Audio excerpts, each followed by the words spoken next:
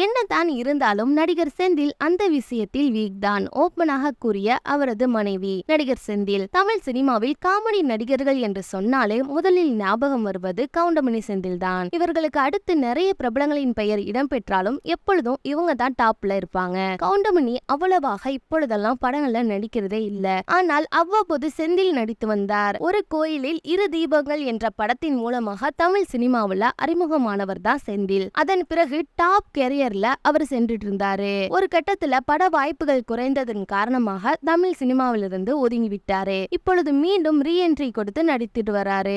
மனைவியின் பேட்டி. அண்மையில் ஒரு பேட்டியில நடிகர் செந்திலின் மனைவி பேசும் பொழுது, எனது கணவர் கோடிக்கணக்கில் சம்பளம் வாங்கினாலும் அவர் பண விஷயத்துல கொஞ்சம் வீக் தான். சொல்ல போனா அவருக்கு பணத்தை கூட என்ன தெரியாது, அனைத்தையும் நான் தான் பாத்துக்குவேன். திருமணம் முடிந்ததும் அவருடைய அப்பா என்னிடம் வந்து அவன் பண விஷயத்துல வீக்கு, அதனால நீ தான் பார்த்துக்கொள்ள வேண்டும் என கூறினார். அதுல இருந்து சம்பளம் மற்ற வருமானம் அனைத்தையுமே நான் தான் கவனித்துட்டு இருந்தேன். ஆனா யாருக்காவது உதவி செய்யணும்னா மட்டும் சம்பளத்துல பாதியை வைத்துக்கொண்டு மீதியை தான் என்னட்ட கொடுப்பாரு. இத பத்தி என்ன நினைக்கிறீங்கன்றத கமெண்ட் பண்ணிருங்க.